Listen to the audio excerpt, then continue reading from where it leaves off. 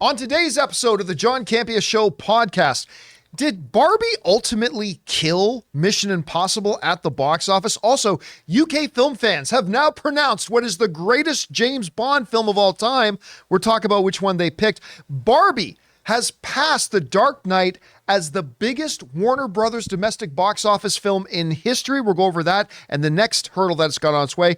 And Blue Beetle has its official full reviews out right now, and it's one of the highest critic scores that DC's had in years. That and a whole bunch more. The John Campea Show podcast starts right now.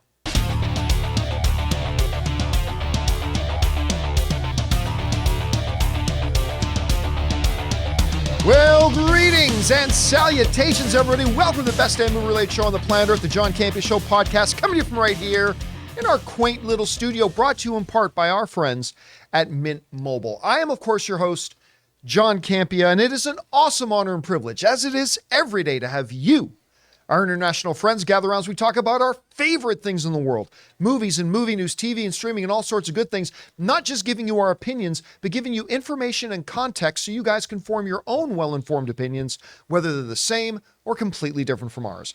Joining me in studio right now, we got Ray Ora. Turtle power, baby. Is Jonathan Voico. What up? From Robservations, Robert Meyer Burnett is here. Yeah. Hello. And most importantly, you guys are here. Thank you so much for being here and making this show part of your day. Here's how the show's going to go. We're going to start off by talking about those topics I listed off, and then in the last part of the show, we're going to take questions from our YouTube channel members. If you're listening to this podcast, we do have a YouTube channel where we run several videos every day, and we have a great group of supporters known as our YouTube channel members. And every day we ask them to submit some topics and questions, and we read those off here on the show.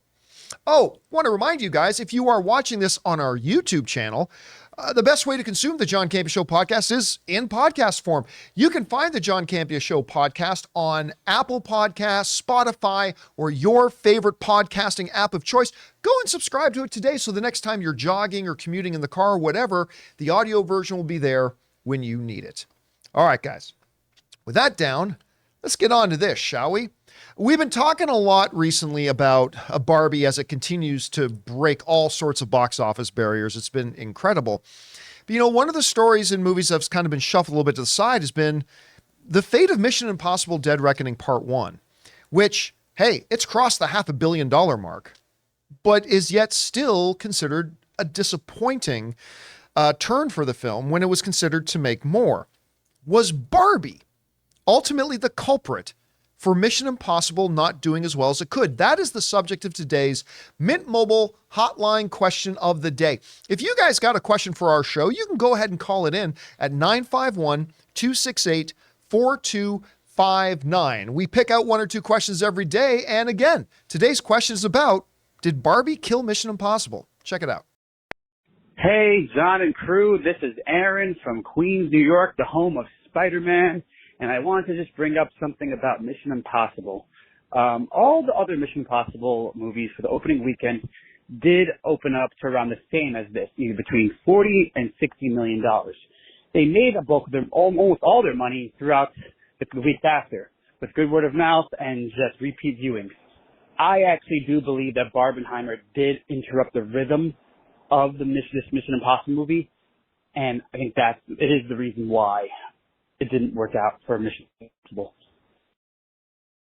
Thanks a lot for calling that in, man.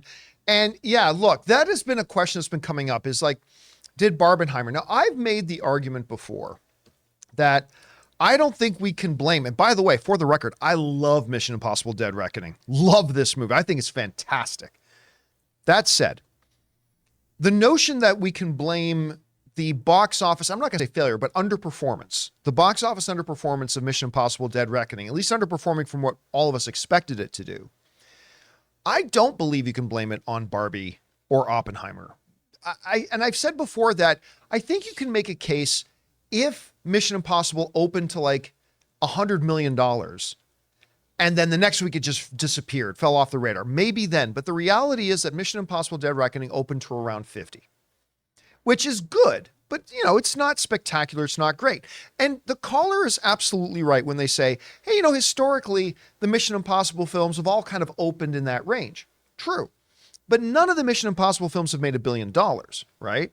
They've all done well, some better, some not as well. But, so Mission Impossible Dead Reckoning opening around the 50 range, not at the top of the opening for Mission Impossible movies, but in the range. It's in the range. But just because it opens to 50 something million does not mean it's going to go on to make 700 million. Most films that open to 50 million do not go on to make $700 million, right? And I would also say this. The idea that Barbie and Oppenheimer, killed Mission Impossible in its tracks, I would suggest this. Mission Impossible got to open 1 week before Barbie, so it had a weekend all to itself. You know what movie didn't get to have a week all to itself? Oppenheimer. Oppenheimer had to open on the same day as Barbie, didn't have a week to itself, and it had to contend head-to-head with the Plastic Blonde. Oppenheimer has now cracked the top 10 highest grossing R-rated films of all time. It has made $650 million at the box office, which means even though it had to open head-to-head with Barbie, never had a week to itself, it has made more than $100 million more than Mission Impossible Dead Reckoning has, going head-to-head with Barbie. The point here is that people who wanted to see Oppenheimer were going to go see Oppenheimer, even if Barbie was in theaters. My contention would be this. If people wanted to see Mission Impossible Dead Reckoning, they would have gone to see Mission Impossible Dead Reckoning. Guess what? There's 2 movies this week I'm really looking forward to seeing. Strays, which we're going to go see tonight, and Blue Beetle, which I'm going to go see tomorrow. One is not stopping me from seeing the other. I want to see both of these movies, so I'm going to go see both these movies. And if I couldn't see, Strays today, I'll see them in a couple of days. And if I can't see it in a couple of days, I'll see it next week. Either way, if I wanted to see a movie, I'm going to go see a movie. If people wanted to see Mission Impossible Dead Reckoning Part 1, they would have gone out to see Dead Reckoning Part 1. It doesn't matter that Barbie came out the week after or that Oppenheimer was out there. Yeah, those movies made a lot of money, but they made them against each other head to head. So there's room for other movies to do it as well if they wanted to see them. So Rob, I don't know. I think there's a lot of nuance to this issue. Yeah. I don't think it's an easily answered thing. And I, as convinced as I sound, I can have my mind changed on this. I don't think Barbie and Oppenheimer were the reason that Mission Impossible Dead Reckoning ended up, and it's weird to use the word underperforming for a movie that cracked $500 million, but still underperformed. What do you think about this? Well, I think, like you said, it's nuanced. There's a number of reasons, but I think that the Barbenheimer phenomenon, first of all, it was fun. It was something that everybody could get involved in, and both movies are frankly quite original. We've seen nothing like them before, and the idea that Barbie was a candy-coated vision that had a lot going on, that was appealing to a number of people on a number of different levels. You had multi-generations who grew up with Barbie wanted to see, well, how do you make a movie of Barbie? And then there was a lot to chew on, actually. I thought, when I saw Barbie, John, I was actually surprised at how much there was to chew on in the film itself. Yeah. It's a really interesting movie. And then also, same was true of Oppenheimer. The idea that a 3-hour historical epic became something that was a cause celeb for everybody, and the fact that this social media just turned it into a thing. So that being said, both movies delivered, and it was a very fun pop culture moment that just sort of happened. Now, Mission Impossible, as good as that franchise is, and it is a good franchise. I mean, it's been around for a long time. This is the 7th movie in the franchise. And I think there's a lot of people that are like, they'll get around to seeing. There's no urgency to see a Mission Impossible movie. There was definitely an urgency to participate in Barbenheimer, whatever that was, because it was a pop culture event. You needed to see those movies to be a part of the conversation. And I think, look, Mission Impossible, like all the Mission Impossible films, I think it's up to 550 million worldwide now. If it's not there, it's closing in on it. Yeah, it's closing in. 522. It's 522? So it's getting there. So it's respectable. I mean, it's not the lowest grossing film of the franchise. I know because of COVID protocols, they added $100 million to the budget. Yeah, added a lot to the expense of it. But still, I mean, I think it's definitely a durable, respectable franchise. Again, McQuarrie and Tom Cruise did great work. So did the rest of the cast. It was globetrotting. The action was great, handsomely mounted. But it's the 7th movie in a franchise. And when did the first one come out? 96. So we're talking about almost 30 years ago. now. Almost 30 years ago. 27 years that this is a 27-year-old franchise that's been. Yeah.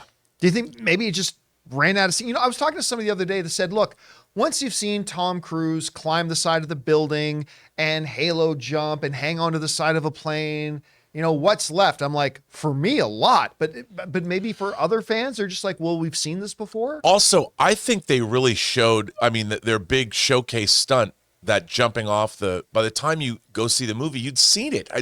You'd seen it in IMAX theaters. You'd seen it a bunch of times. So don't give away your big showpiece stunts in your publicity materials, especially a year in advance. They were showing that making of IMAX short. We saw it at CinemaCon, and we saw it at CinemaCon last April. Yeah. But in its defense, did you and I not get super excited when they showed us that? Right? Like, so it did do its job, right? I mean, it did do its job. I just seen it a lot. Yeah, that's you true. know, so with the delays and everything like that. So, and listen, hey, don't forget, it's still in theaters. And it's made over $500 million. Yeah, it's made over $500 million. The final chapter has not yet been written on Mission Impossible Dead Reckoning Part 1. We'll see how high it can go or if it stalls at this point. All right. With that down, guys, let's move on to this. Sticking to the theme of super spies, you know, there's a longer, more celebrated super spy franchise out there than Mission Impossible, known as one James Bond. And, you know, there's always a lot of discourse and discussion around James Bond. Obviously, the number one topic around James Bond, obviously the last couple of years, is who's going to be the next Bond. But what is always there is, what was the best James Bond movie? Well, according to a report coming out, and this is I'm reading this one from CBR, according to a survey conducted in the UK by William Hill Vegas, Craig's acclaimed 2012 entry Skyfall is the best ever James Bond movie. The survey polled 3,500 locals, asking them to name their favorite James Bond film from the best to worst. Skyfall, listen to this. This is surprising to me. Topped the list, attracting 17.5% of the votes, ahead of second place Goldfinger at just 8.5. So that tells me a couple things here. Number one, that is a huge gap between number one and number two. But with the fact that number one is only 17.5 and number two is only 8.5, that tells me that there was a lot of parity amongst all the James Bond films. And it goes on to says the lowest scoring one was James Bond's was Sean Connery's last film is 007, Never Say Never Again, which only got 0.6%. So now I purposefully asked Rob, who is the James Bond aficionado around here. I asked Rob specifically, don't read the list. Don't look up what the actual answer was, because I want to know your reaction. So Skyfall got number one by quite a margin. Goldfinger got the number two. Never Say Never Again down at the bottom. What's your reaction to those results? Okay, it's not surprising. Skyfall is by far the highest grossing James Bond like movie 1.1 billion or something. And you have an Adele theme song, so it's fresh in everyone's mind. I flew to London to see that movie. That's right, you did. I am not a big fan of Skyfall, only because in that film, James Bond always fails. And at the end of the movie, he fails in his goal of protecting M. But I understand why people really love it, because it definitely has a Dark Knight vibe to it. That's the true. character of Silva is very Joker-esque. So, and it's beautifully made. It's gorgeous to look at. Sam Mendes directed it, so I can understand, and it's fresh in people's minds. It's right now, it's still 11 years old. Goldfinger is definitely one of the great classic Bonds at number two. That's respectable. But if I went for a Craig Bond, to me, Casino Royale is the definitive Daniel Craig Bond. I agree. I agree. 100%. In Skyfall, he doesn't like being Bond. He's like bitter. He gets shot off a train. He has to come back. And Ray Fiennes is like, well, it's okay to admit if you've missed a step.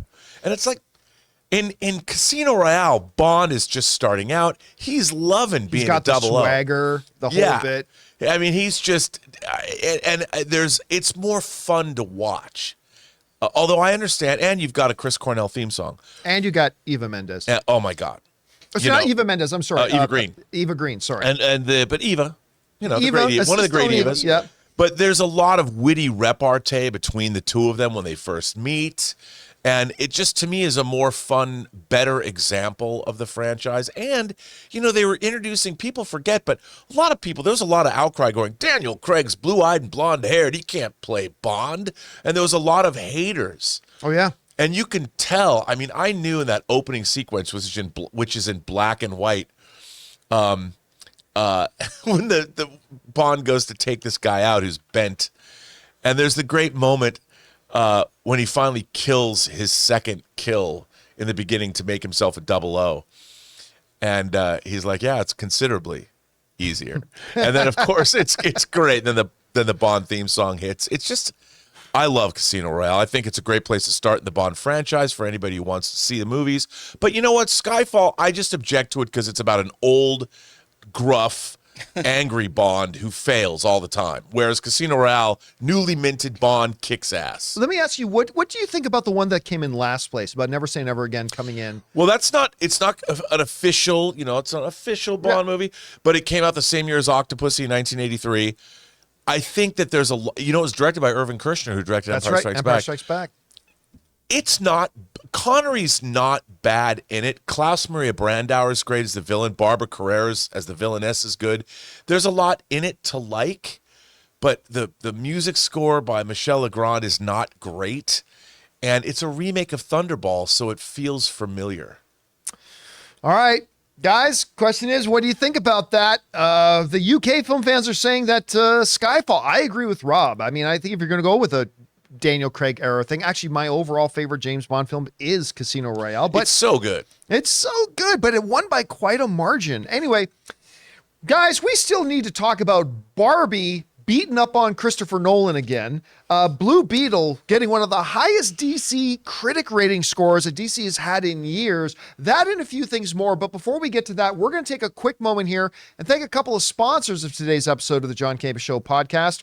Our friends at MasterClass and Rocket Money.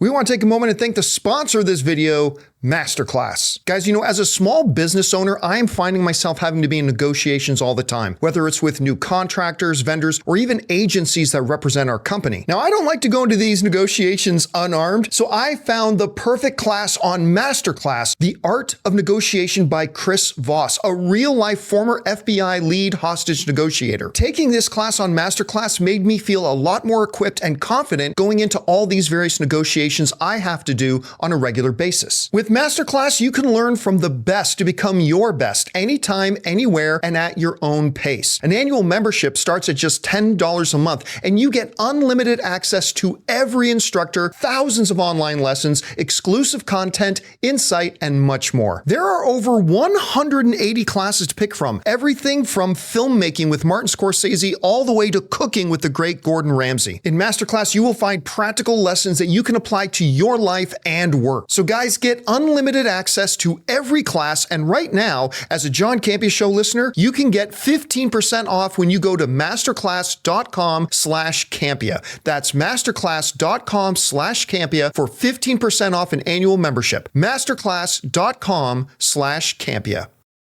Guys, we want to take a second to thank a sponsor of today's video, Rocket Money. Did you know that the average person has around 12 paid subscriptions and they might not even remember to subscribing to half of those? If you have no idea just how much you're spending each month, you need Rocket Money. It's this great app that tracks all of your expenses so you know exactly where your money is going. I recently just found out that over 80% of people have subscriptions that they've completely forgotten about. Seriously, think about how many free trials you subscribe to that you just probably never canceled. And that's why I'm such a big fan of Rocket Money, because I was one of those people. When I signed up to Rocket Money, I was stunned to find out that a gym I had belonged to in another city I lived in, I had still been paying my dues to for over 2 years. Also, that music subscription service I use, I forgot I was subscribed to 2 other ones. That's where Rocket Money comes in, because Rocket Money is a personal finance app that finds and cancels your unwanted subscriptions, monitors your spending, and helps you lower your bills all in one place. With over 3 million users and counting, Rocket Money customers have saved on average of $720 a year. So stop wasting money on things you don't use. Cancel your unwanted subscriptions and manage your money the easy way by going to rocketmoney.com/Campea. That's rocketmoney.com/Campea. rocketmoney.com/Campea.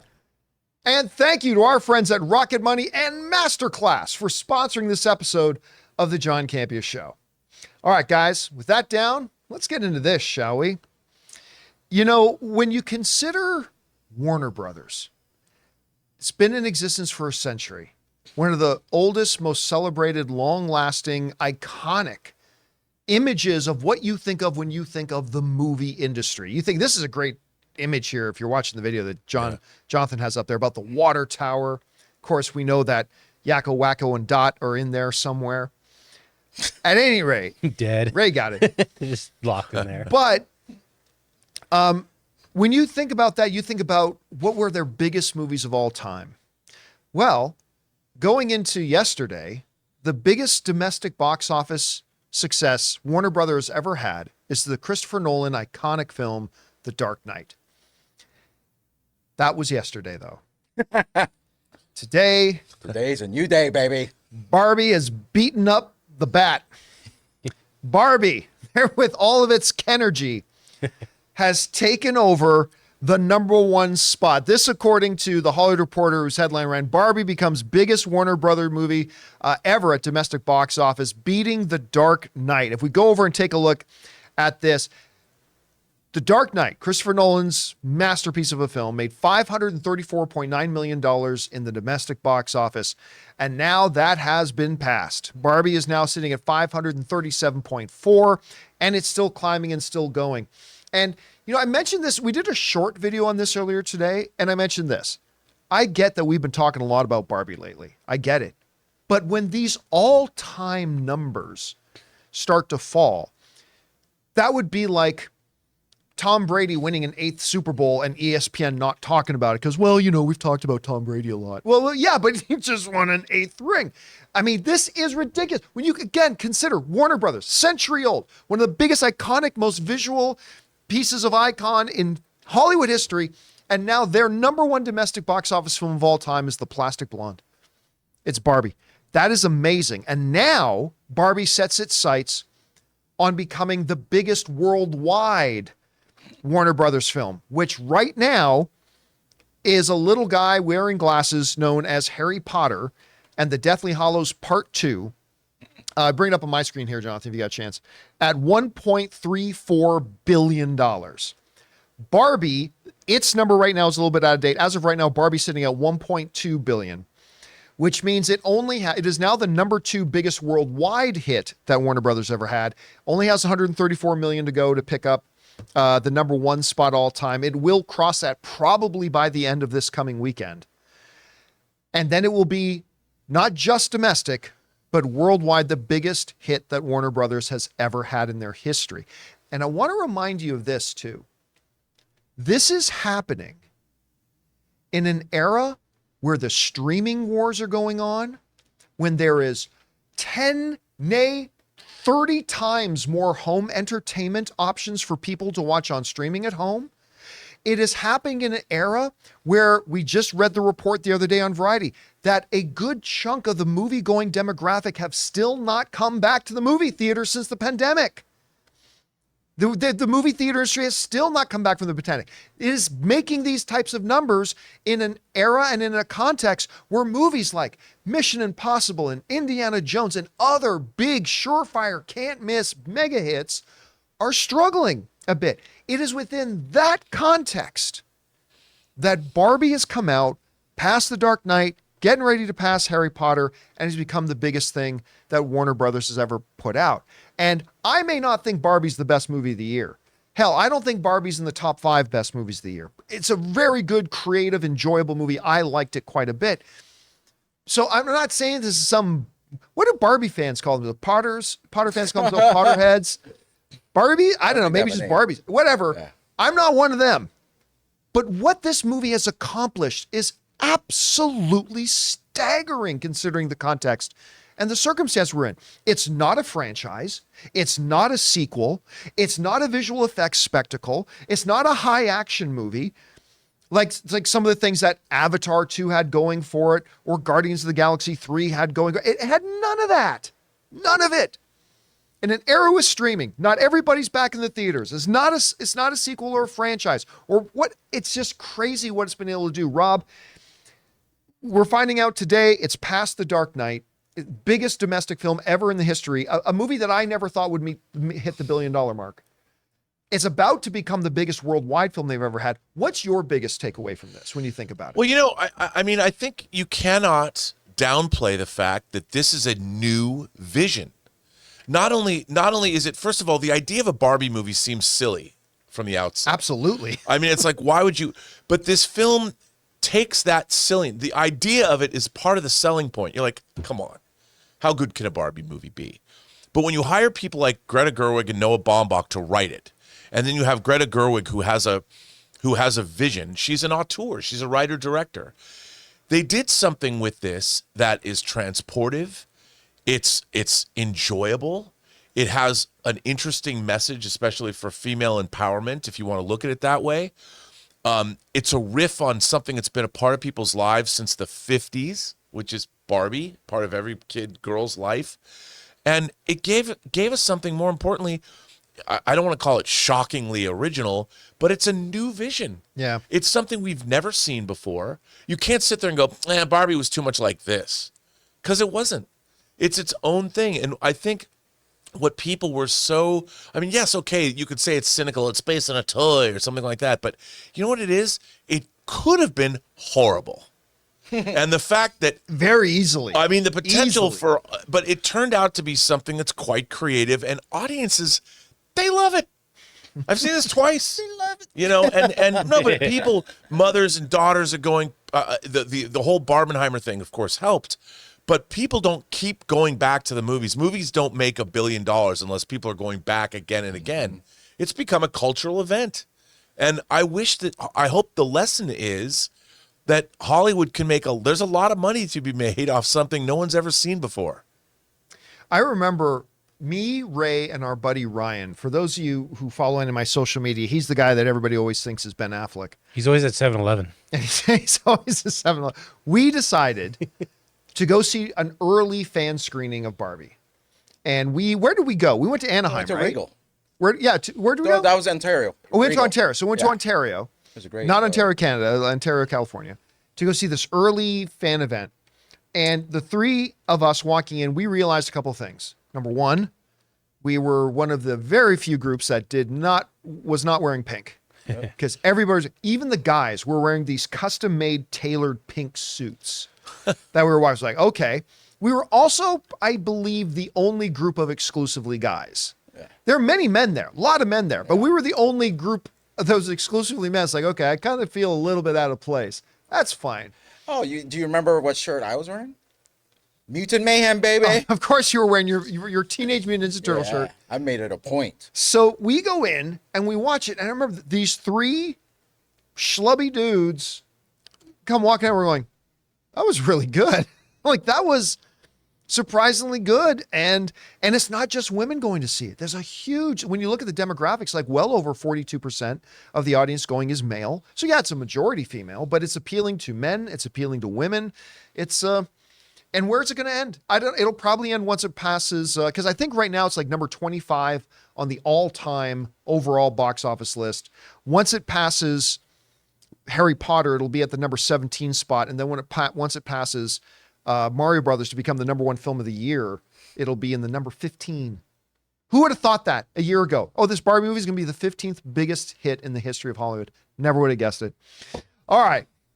With that down, guys, let's move on to this one here, shall we? The latest DC flop is about to come out, Blue Beetle.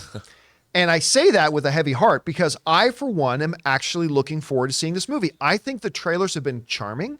I don't think they've been the best trailers DC's put out, but I think they've been charming. They focus on family. It focuses on the emotional connections the main character has. Yeah, you're going to get the CGI slobberfest too, of course. That's a superhero movie. That's okay. It's looked good to me. The first reactions came out and they were really positive. A lot of them pointed out, hey, it's a little messy in the first act, or sometimes it gets a little bit too silly, but overall, very, very positive. Well, now, the official reviews are now out as the review embargo for Blue Beetle have lifted, and we've got our number. And our number here is 87%. Nice. with 53 reviews being counted right now. Obviously, that may go up a little bit, may go down a little bit as we get to 100 reviews, 200 reviews. But right now, with 53 reviews, the first ones to come out, 87%. Now, this is interesting because it means since Aquaman, since 2018, this is the second highest critic rating. And remember, this could go up. But as of right now, it's the second highest critic rating that a DC film has had in years. As we go and take a look at the last 5 DC films that have come out, The Flash, which I still contend is a great movie. Yeah. I don't care what anybody else says. I loved it, dude. I loved it too. It is not the greatest. I said this when we came out of our first screening ever. I said, this is not one of the greatest comic book films of all time, as some people are saying, but I thought it was great, but still 64%. Shazam! Fury of the Gods, which I also enjoyed, but got a 49%. Black Adam before that, a 39%. Then you got James Gunn's Suicide Squad, which is the biggest, highest critic rating they've had in ages at 90, and the Wonder Woman 1984 at a very generous 58%. That means going back like 5 years, this is like the second highest critic rated movie they've had, which I think is already got to be considered a big win for them. Rob, they're projecting right now a $30 million opening weekend, which puts it roughly on pace with what the Shazam 2 opening weekend was. And we obviously saw how that turned out. That movie didn't end up cracking 200 million. Do you think it's going to hit that projection? Do you think it'll exceed it? And despite the fact that everything is sounding really good, do you agree or disagree with my contention that unfortunately this is probably going to be the next big flop, because it doesn't matter how good it is, the general movie-going audience is just over these DCEU films. I don't know. How do you feel about this? Look, I mean, everyone I've talked to that's already seen it has liked it. The problem is I think it has to overcome the fact that its trailers made it look like a very generic, not even a DC theatrical movie. It kind of looked a little CW a little bit. You're not wrong. In the trailers. Yeah. And I think it didn't give people enough of the new, of stuff they weren't expecting. That said, however, if, say, the Hispanic audience, because they've talked about the same way we like Miss Marvel because of the family aspects of it, there is a lot of that apparently in the film. And I think that, you have a whole ethnic group in the United States that's one of the largest movie-going populations. They turn out and they show up for these movies, and they show up for when something like Selena opened, you had a huge audience that turned out for that. Right. I know it was a long time ago, but I think that maybe, like you, I don't have high hopes for the box office. However, if it catches on, it has a built-in audience that'll turn up to support it, and if it serves that audience well, maybe word of mouth might push it up higher. So it's either going to be the disappointment we probably think it's going to be, and it probably will be, or it might have a chance to catch fire a little bit. Let me ask you this, because I'm a little bit surprised by this. Are you surprised? And maybe this was by design, but they went out and they put Xolo Mariduena. I might be mispronouncing his name, but they put Xolo in it from a very popular television series with Cobra Kai. Yep. A show that I personally don't like, but everybody I know loves it, right? Are you surprised they haven't at all leaned into that in their marketing at all? Because I'll tell you what, I, for one, am stunned they've not been trying to tap into that Cobra Kai audience. I completely agree with you. And I think ultimately, I think the marketing departments, they either know what they are doing or they don't. And in this case, it's very odd because I don't think people are making these kinds of connections.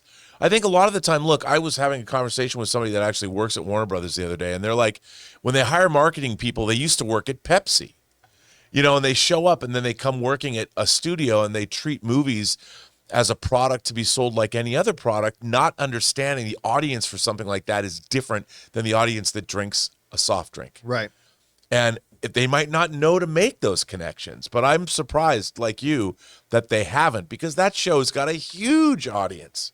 Who would have thought that show, when it was like YouTube Red, that it would wind up? That's where it started. YouTube Red, that's right. Nowadays, people think of it, this is one of the greatest sequel shows ever made. Ray, let me ask you. Yeah.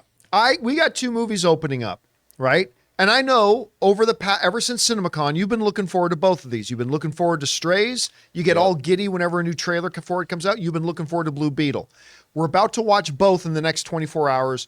Which one of those two are you more excited about? The blue Barbie. I love that. It has to be. It has to be Blue Beetle. I mean, Strays. I like the trailer, but now we looked up the runtime, and I was telling you, how come all the trailers have the same scenes in it? I have a really bad feeling about Strays. I want it You know to what be the good. biggest red flag about Strays is? As no, yeah, It's opening this weekend, and it still doesn't have any reviews. no reviews are out. Like I thought now is late for Blue Beetle's review embargo to lift, and we still don't have any reviews for Strays. That's not a that good joke sign. about it's my human hands. It kills me every time I see it. I think it's one of the funniest trailers I've ever seen. I love especially the Red Band trailer is great. Especially if it's an hour 30. I think there needs to be some alcohol involved later on to watch this movie and have a good time. You know, What just time, have a good what time. time are you seeing it? I think it's 7 o'clock tonight. At 7. But Yeah. Blue Beetle, you know what? The reviews that I'm reading and I'm hearing about got me excited for it again. It'll be interesting to see the turnout.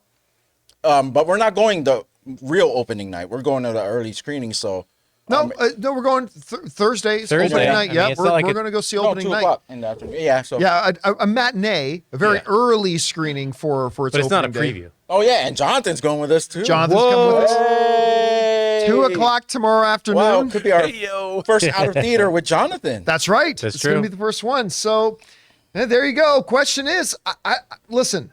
It sounds like the movie's really good. I hope it's every bit as good as I'm anticipating. But I gotta admit, I'm still a doubter about how it's going to perform at the box office. I hope it does well, but we'll see. All right, guys. With that down, we are now going to go over and start taking questions from our YouTube channel members. But before we get to that, we're going to take a moment and thank another sponsor of today's episode of the John Campea Show podcast, my mobile service provider, and they should be yours, Mint Mobile. Guys, we want to take a second to thank a sponsor of today's video, Mint Mobile. Signing your life away to a big wireless provider is kind of like being trapped on a roller coaster from hell. Sure, it looks like fun at first. They probably even threw in a free phone, but now you can't get off. Month after month of insane bills and unexpected thrills, like overages and surprise fees. If that sounds like your current big wireless plan, it's time to get off the ride with Mint Mobile. For a limited time, wireless plans from Mint Mobile are just $15 a month. That's unlimited talk, text, and data for just $15 a month. You guys know before I came to Mint Mobile, I was paying triple what I am paying now on the standard big wireless plan, and I will never go back. All plans come with unlimited talk, text, and high-speed data delivered on the nation's largest 5G network. Use your own phone with any Mint Mobile plan and bring your phone number along with all your existing contacts. To get your new unlimited wireless plan for just $15 a month and get the plan shipped right to your door for free, go to mintmobile.com/Campea. That's mintmobile.com/Campea. Cut your wireless bill to just $15 a month at mintmobile.com/Campea. And thank you to our sponsor, Mint Mobile, for sponsoring the John Campea Show podcast. All right, guys, with that down, let's get over to those questions that our YouTube channel members have been bringing in, shall we? Jonathan, what do we got up first? Well, let me connect this here. Apparently I lost connection on it. There we go. First one up is Wesley Cunningham, who writes, I agree with your MCU points from Open Mic, except the multiverse one. Feel like slowing down and tightening the writing takes care of any multiverse problems, like consistency, rules, stakes, etc. Same way the cinematic universe experiment itself could have easily been a giant mess back in phase 1 through 3. It wasn't because of good writing and efficient pacing and oversight by Feige. I got to disagree with you because I think there are certain things that are going to come along with inherent problems. Most ideas and things like that are all things equal, right? But there are certain concepts that come with built-in problems, and I believe multiverse, basing an entire phase of movies on, comes along with it an inherent set of problems and weaknesses that are being exposed with where Marvel is now. So Rob, you weren't here, but we did this thing about I said, what are the 5 things that Marvel needs to do to kind of right the ship? And one of the things I said was reduce the amount of content they're putting out to put more energy and other resources into making better projects. I said they've got to create a core 4 or 5 characters, because before there were faces to the MCU, Yes. right? And we don't have that anymore. Nobody, like you bring up quite a bit. Say the Avengers.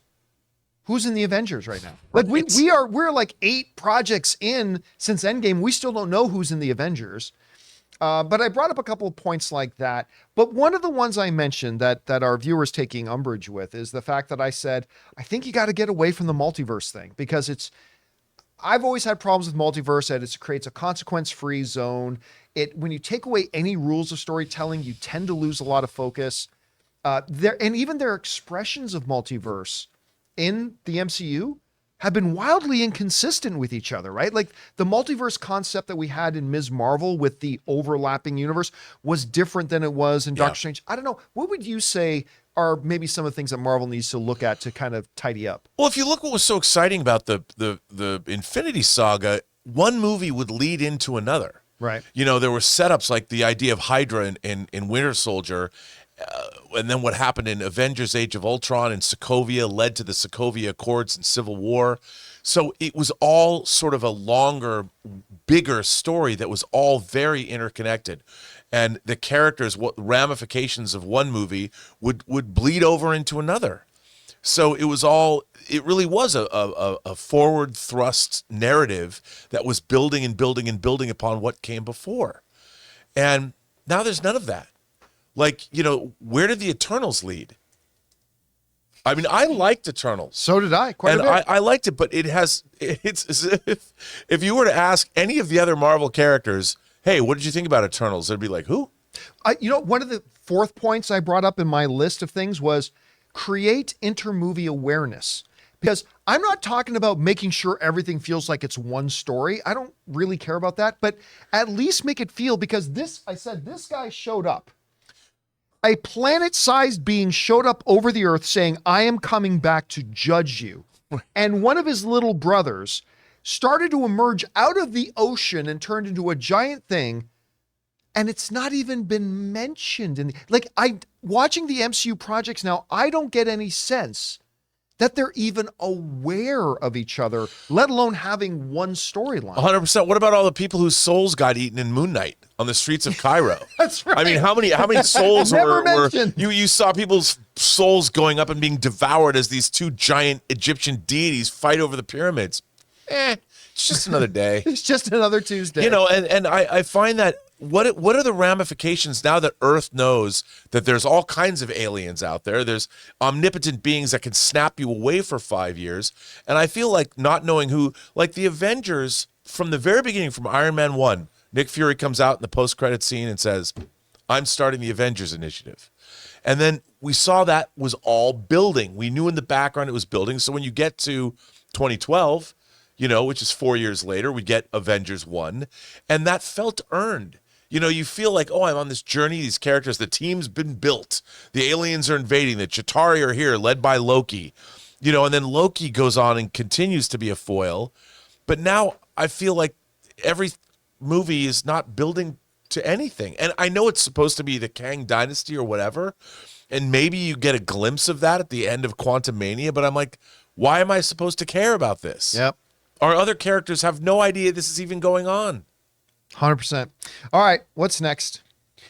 J.K. Alzabar writes, the $1 billion Beetle is never going to happen, but I do think that this movie has the potential of doing what Elemental did and slowly reach 450 to 500 with good word of mouth and the fact nothing big or even similar will open until November.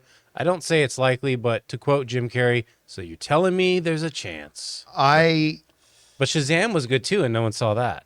Yeah, Shazam, I mean, it wasn't as good as the first one, but Shazam was an enjoyable, fun little film. I bought that on disc, and I watched Shazam more than I care to admit. The second one? It's pretty good. It's pretty good, right? It's pretty good. It's good, and it couldn't even crack $200 million. Furry of the gods. Couldn't crack 200.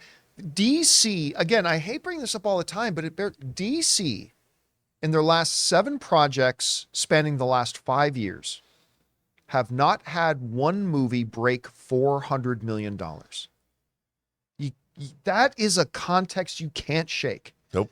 And let's put it this way. If you're right, and Blue Beetle can hit $450 to $500 million, you're talking about a movie that beat out a Dwayne The Rock Johnson movie, that beat out Michael Keaton's return as Batman in a Flash movie, that beat out everything in the last 5 years that they've ever done. They would have to consider that a massive win. I hope it happens. I just don't see it happening. It's a little Beetle that could. Yeah, the little Beetle that could. Who knows? All right, what's next? Red One Real Talk writes, I've missed The Rock lately and decided to finally watch Ballers. And boy, did this show surprise me. This might be my favorite performance of his. I sat down with it after work, and before I knew it, it was 10:30 and I finished season 1. What did you think of this series? I quite liked Ballers, to be honest with you. I don't think it's his best performance. I think his best performance comes in either Faster or Snitch. Which are two films that really show, hey, The Rock isn't just an action star. He's actually a very serviceable actor. I'm not saying he's upper echelon actor, but he's a very serviceable actor. So I like, but Ballers surprised me. And I didn't start watching it until it was almost near the end of its run because I thought it looked like a throwaway show. But I quite dug it. Did you ever watch Ballers? Yeah, I caught it sporadically. It was like, one of those things. It was like Entourage for the sports world. Yeah, right? it was good. I mean, I liked it. And he was good in it. And I liked all the stars and the people they had in it. It was fun to watch. My introduction It was to John better David than Washington- Arliss. Better than what? Arliss. Yes, it was. But it was also my introduction to John David Washington, Oh, yeah. who was the big superstar football player in that. All right, what's next? Alan writes, Happy Wednesday, Campea crew. Guardians of the Galaxy Volume 1 is one of my favorite movies. The movie provides so many great moments. One of my favorite moments was when Peter was reading his mother's letter to him, and she called him her little Star-Lord. I'll tell you what, you weren't here for this, Rob, but Anne is completely obsessed with Guardians right now. Like she loved Guardians 3. We watched it at home with a couple of friends recently, and then she started going back and watching all of them again. The other night, she decided we're going to watch the first Guardians again. And I said this, I always knew Guardians is my favorite Guardians movie. The first one. I always knew it was great. I forgot how great that first I may actually have to reshuffle my top 5 favorite comic book films of all time. Because I'm watching this and I'm like, I remember all of this, but I forgot how beautifully put together the whole movie is. There's a moment that the one joke I forgot in the movie that hit me off guard. I totally forgot. They're sitting in the prison, right? And they're trying to figure out a way for Gamora to get this one piece that Rocket needs for his plan. And she goes, how am I supposed to do that? And Rocket goes, well, I heard some of the guys talking. They say they find you attractive, so maybe you can work out a little deal. And she said, surely you must be joking. And Rocket goes, no, seriously. They said they thought you were attractive. And I was like, I totally forgot that joke. It's so good, that first one. I don't know. You look back on the first Guardians. Where does it rank for you, that first Oh, no, one? it's definitely up there. I mean, and what I love about the Guardians movies is even if you're not an MCU fan for whatever reason, those films kind of stand alone as this sci-fi action adventure. I think I liked all 3 of them. I like the second one more than most, but the first Guardians it is great. And it's hilarious. And I love the scene when they're on Xandar at first. And it's kind of a Keystone Cop scene when they're all chasing each other around that outdoor mall. Oh, yeah, that's great. Right at the beginning of the film. Yeah, it's really fun to see that. I mean, and it really sets the tone. And it's a great sort of introduction to how all those characters interact and work together. And it's great. Although I will mention one thing that I finally noticed is the big climactic battle at the end is fantastic. As Ronan is bringing his ship, what was the name of his ship again? I can't remember, but he's bringing his ship down. And they're like, you cannot let that ship reach the surface because Ronan can't get to the surface. He'll destroy Xandar. And then all the Xandar ships come, and they form that mesh and that web, and they all sacrifice themselves, those pilots, to stop them. There, this huge battle's about saving Xandar, right? That's the big climax of Guardians. Save Xandar. Avengers Infinity War starts. Oh, yeah, we just destroyed Xandar. It's like, well, there goes the entire climax of the first Guardians movie. I remember that just kind of caught me a little bit. All right, anyway, what's next? Dildar writes, the first trailer for the Scott Pilgrim anime dropped, and it looks amazing, coming out in November with the original movie cast and produced by Edgar Wright. It sounds really, I love Scott Pilgrim versus the World. I love that movie, not just because he's a Canadian kid and it takes place in Toronto, Ontario. Not just because of that. It's wonderful. I'd be lying to you if I told you I had any interest in this, though. Even with Edgar Wright producing. I don't know, have you seen the trailer for this? Yeah, I saw it this morning, What do you think about it? It looks good. A friend of mine, Ben David Grabinski, worked on it. I hope it's good. You know, I'm not the biggest fan of Scott Pilgrim. I love the comics, Right. but the movie itself was a little, to me, sort of one note. It's fun. It's very stylized. I know too. it's got a cult following. I hope it's good. But I have to say, if you're going to make a Scott Pilgrim anime or animation, I'm like, this looks pretty good. I still haven't seen the trailer. I might have to check that one out. All right, what's next? The Super Ranger Mud Truck writes, "Hey crew, I just watched the Sharknado movies, and I feel like they are so bad that they might be great in a way. I don't know, Sky and Ziering, like they take themselves so seriously that it's funny." One of my favorite memories of doing my job. I remember when I had convinced AMC Theaters to get us this big studio space that ultimately also became our Collider offices that was right across the street from the AMC Burbank 16. And they had gotten us this big giant studio space. We loved it. And as we were moving in, you remember this, Ray? Yeah. As we're moving in, there was this little alleyway between our building and the next building, just a little alleyway. And all these guys come over from the building next to us, carrying like handfuls of DVDs and stuff.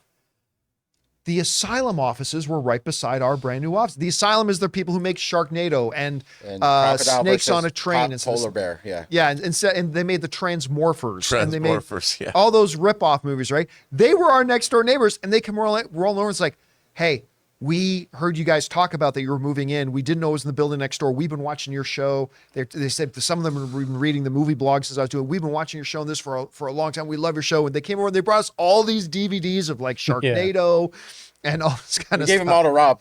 Again, We all left it to Rob. Rob We were wasn't like, there "Rob." yet. No, Rob I hadn't hadn't joined shown us up. yet. But it was a truly, really cool, fun day. All right, what's next? All right, we've got Brazilian Dude who writes, "Did you see the backlash over Bradley Cooper's decision to use a prosthetic nose in Maestro because it's anti-Semitic and that he stole the role from a Jewish actor? Bernstein's family had to come to Cooper's defense." Yeah, they So said he loved fucking it. idiotic. So dumb. Well, the things people will complain about. First of all, his own children have said, nah, that's what dad looked like. Dude, why are you guys complaining? And I've seen the He's nose; made it's not himself look more like cartoonish. dad. It's accurate. It's not I- a cartoonish thing. Yeah, I mean, it's funny. I posted something on Twitter today, like when Eddie Murphy played the Jewish guy in Coming to America, and when Tilda Swinton played the old Jewish psychiatrist in Suspiria, and when John Hurt played the Elephant Man. You know, where he wasn't disfigured like the Elephant Man was in real life. He had to wear prosthetics to play that real person. I mean, it's so silly that we live in this world. I don't know when this happened, but actors are acting. And, you know, if someone of Bradley Cooper's caliber who made A Star is Born, he's making a movie about Leonard Bernstein that not a lot of people know today.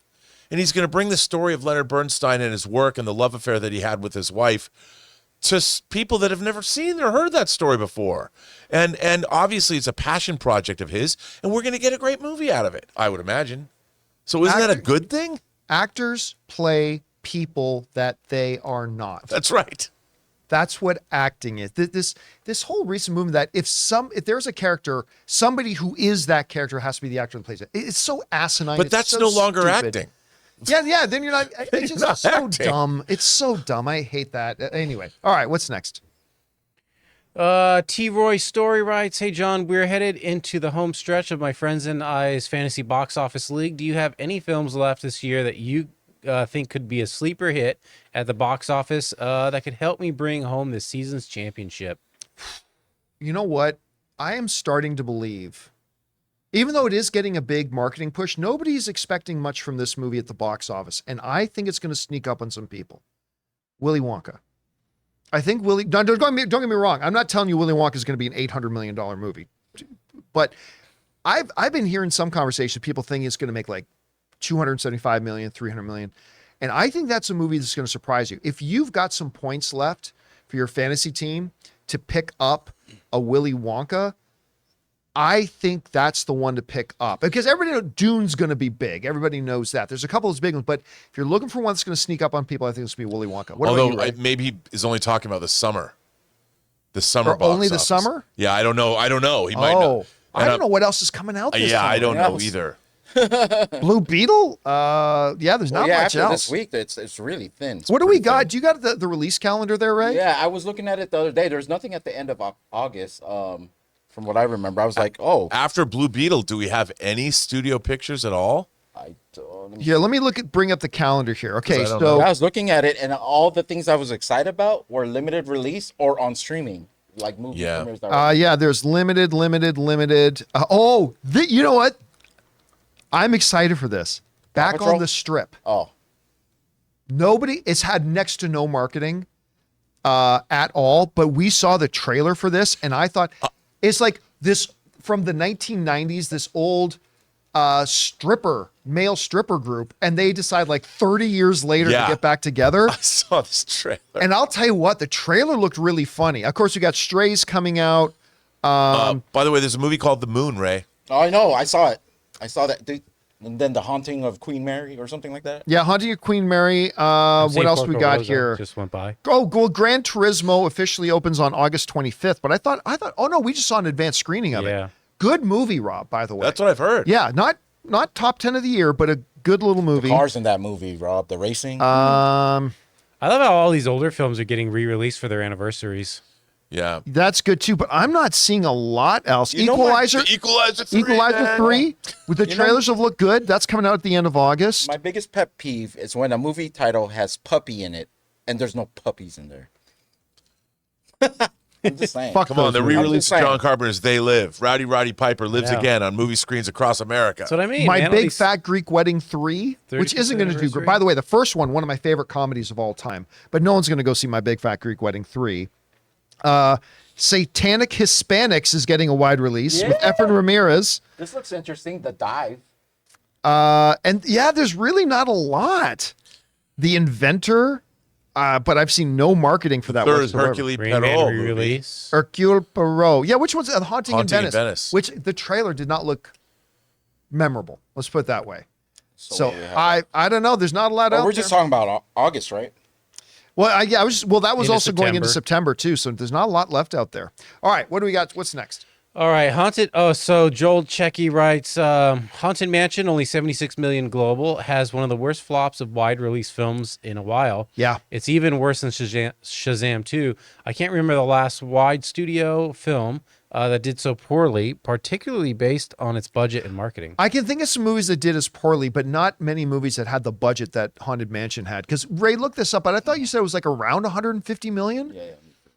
150 million with about a $50 million marketing campaign, and the movie did not crack $100 million. And I thought the first trailer was pretty funny.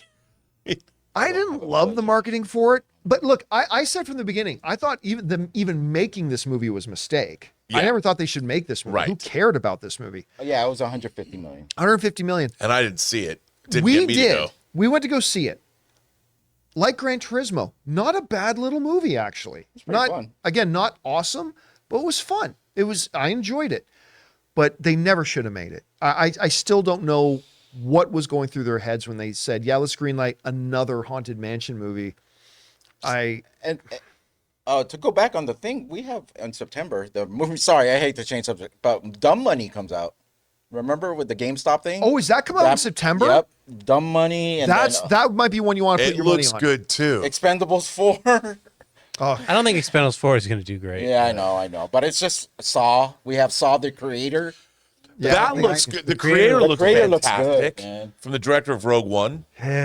Oh, Come the on, creator. John. The creator. Yes. You know what? The newest trailer, I didn't like the trailer at CinemaCon the way you guys liked it, but the newest trailer, Yeah. I suddenly went, oh, okay, now I'm starting to see it. Yeah, Like, we saved the seat for you, buddy. We saved the seat for I'm you. coming on board. We made room for one for you. All right, let's do one more. What's our last question today? Let's see.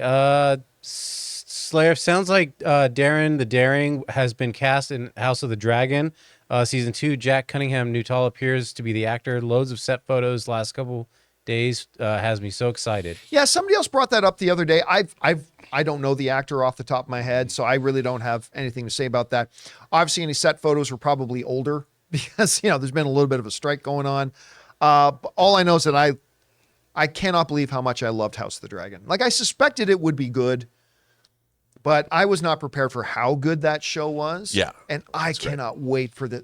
Honestly, Rob, other than Last of Us Season 2, I don't think I can think of another show that I'm as excited about returning as House of the Dragon. No, I mean, So John, good. it was so fulfilling to watch that show. What a great first season. It was so great all the way through the The acting was incredible. The production was incredible. Everything about it was just fantastic. A great successor to Game of Thrones. Game of Thrones. Yeah. And all right, guys, that'll do it for today's installment of the John Campea Show podcast. Thank you so much for being here and making the show part of your day. Big special thank you to our YouTube channel members for sending in those topics. Number one, because by being channel members, you're supporting our show, but also number two, you gave us great fun things to talk about. I want to thank everybody in the room with me, Mr. Ray Ora. Yeah. Jonathan Voico. See ya. Writer, director, producer. You can find him over at Robservations on YouTube, Robert Meyer Burnett. Yep. And my name's John Campea, guys. Thanks a lot for being here. And until next time, my friends, bye-bye.